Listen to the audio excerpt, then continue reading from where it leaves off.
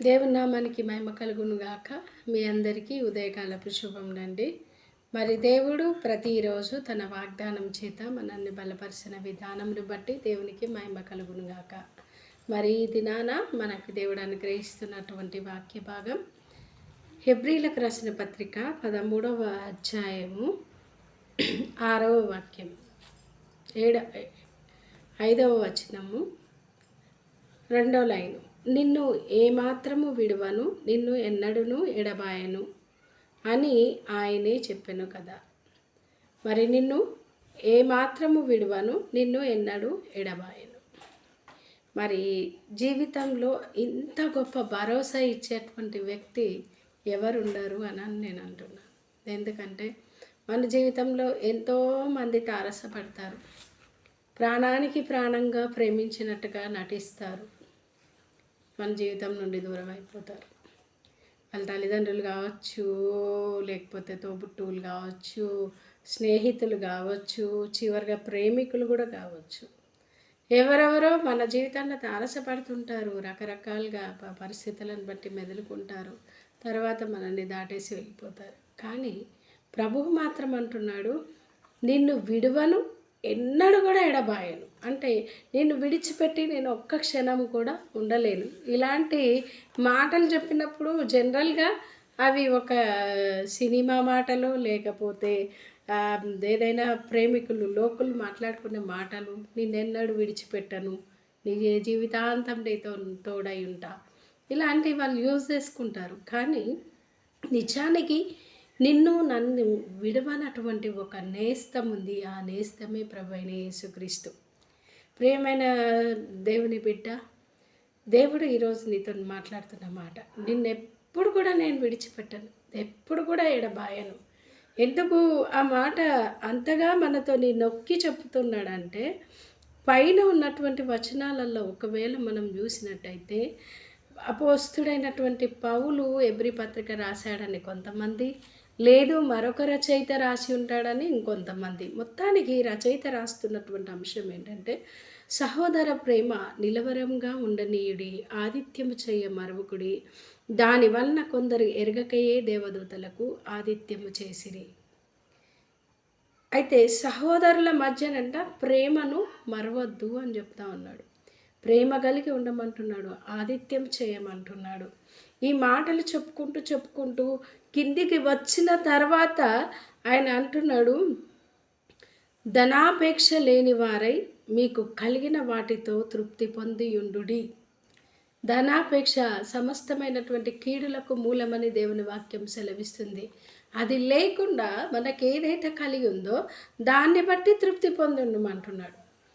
తృప్తి పొంది ఉండాలంటే చాలని జీవితాన్ని ఎట్లా కొనసాగిస్తామమ్మా?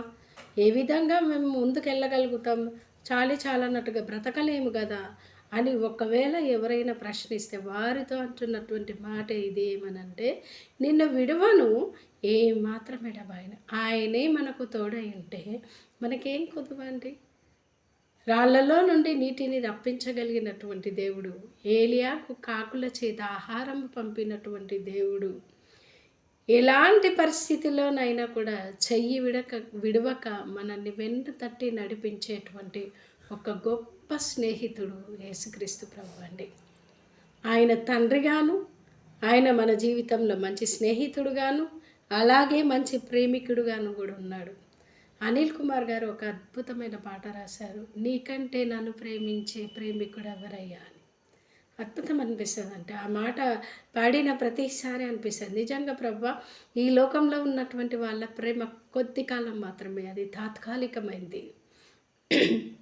తల్లిదండ్రుల ప్రేమ కొన్నాళ్ళ వరకే, కన్నబిడ్డల ప్రేమ ఇంకా అది కూడా చాలా కొన్నాళ్ళ వరకే. కానీ భార్యాభర్తల ప్రేమ కూడా వాడిపోయేదని, ఎవరి ప్రేమ చూసినా స్వార్థంతో కూడిన ప్రేమనే, కానీ కేవలం యేసు ప్రేమ మాత్రం ఎడబాయని ప్రేమ. అది ఎప్పుడు మనల్ని వెన్నంటే ఉంటుందంట. ఒక మంచి భక్తుడు ఒక అతను ఉన్నాడండి. అతను తన జీవితంలో ప్రతిరోజు దేవునితో నడిచేటువంటి అలవాటంట అతనికి. అయితే ఆయనను ప్రతిరోజు ఒక సముద్ర తీరానికి వెళ్ళి ఆయన నడుస్తూ ఉంటే మనం నడిచినప్పుడు మన పాదముల యొక్క అచ్చులు పడతాయి కదా ఇసుకలో, అలా పడేటి అంట. ఈయన నడుస్తూ దేవునితో మాట్లాడుతూ నడుస్తున్నప్పుడు దేవుని యొక్క పాదాలు కూడా అక్కడ అచ్చులు కనబడేటి అంట ఆయనకి. అలాంటి అనుభవం గుండా అతను వెళ్తూ ఉన్నాడు. ఉన్నట్టుండి ఒకరోజు అక్కడ ఒక అది ఉందంట, ఒక ముళ్ళు. అయితే అక్కడికి రాగానే ఆ ముళ్ళ దగ్గరికి వచ్చిన తర్వాత తిరిగి చూసేసరికి అక్కడ ఓన్లీ ప్రతిరోజు వాళ్ళు నడుస్తున్న దారంతా 4 పాదాలు పడతాయి కదా, ఇప్పుడు ఈ ముళ్ళ తర్వాత 2 పాదాలు పడుతున్నాయంట. అప్పుడు కొంత దూరం వెళ్ళిన తర్వాత ఈ భక్తుడు అన్నాడంట, ప్రభువా, ఈ ముళ్ళ దగ్గరికి రాగా నేను నన్ను వదిలేసావు, నా నా నీ అడుగులు పడట్లేదు ప్రభువా, నేనొక్కనే నడుస్తున్నా, ఆ ముళ్ళు కుచ్చుకుంటాయని నన్ను వదిలేసావా అన్నాడట. అప్పుడు దేవుడు అన్నాడంట, ప్రేమైన బిడ్డ, ఆ పాదాల అచ్చులు నీవి కావు, నావి, నేను నిన్ను ఎత్తుకున్నా అన్నాడట. దేవునికి స్తోత్రం. నిజంగా ఆయన మనల్ని ఎత్తుకునే దేవుడు. ముదిమి వచ్చే వరకు నేను నిన్ను ఎత్తుకుంటా అంటాడు ఆయన. ముసలోళ్ళని ఎవరైనా ఎత్తుకుంటారా? అంతెందుకండి, మన ఇంట్లో చిన్న బిడ్డలు ఉన్నప్పుడు ఎత్తుకొని గారవిస్తాము, ముద్దాడుతాము, వాళ్ళతోని వివిధ రకాలైన ఆటలు ఆడుకుంటాం. అదే పసిబిడ్డ కొన్ని రోజులైనాక, కొన్ని సంవత్సరాలకి, ఒక 12 ఏళ్ళు వచ్చాక అప్పుడు ఎత్తుకోమంటే ఏమంటాం? అమ్మ నిన్ను ఎత్తుకోలేనురా, నీ బరువు నేను మోయలేను అంటాం కదండి. మనమేమో వాళ్ళ బరువును మోయడానికి సంకోచిస్తాం, కానీ ఆయన ముసలితనం వచ్చినా కూడా ఎత్తుకునే దేవుడు అంట. ఎంత మంచి దేవుడు అండి. తల్లి తన బిడ్డలను గారవించినట్టుగా ఆయన మనల్ని గారవించు దేవుడు. ఎప్పుడు కూడా ఎలాంటి పరిస్థితులు ఆయన చేయి విడిచిపెట్టాడు. కొన్నిసార్లు కొన్ని సందర్భాలు మనకు ఎట్లుంటాయంటే, దేవుడు మనల్ని విడిచిపెట్టిండేమో, ఇంకా మా పరిస్థితి ఇంతేనే, మనం చాలా బాధపడతాం, వ్యధ చెందుతాం, రకరకాలైన ఊహల్లోకి నెట్టబడతాం. కానీ దేవుడు అంటున్నాడు, నువ్వు ఎక్కడున్నా నేను అక్కడ ఉంటా, నువ్వు ఎక్కడ ఎలాంటి సిచ్యువేషన్లో ఉన్నా నేను నీకు తోడై ఉన్నాను. కేవలం నీవు నేను చేయాల్సిందేందో తెలుసా?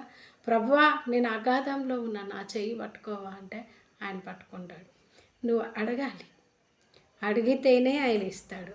అందుకే అంటున్నాడు, అడుగుడి మీకు ఇయ్యబడును, వెదకుడి మీకు దొరుకును, తట్టుడి మీకు తీయబడును అంటున్నాడు. అడుగు ప్రతి వాడును పొందుకుంటాడంట.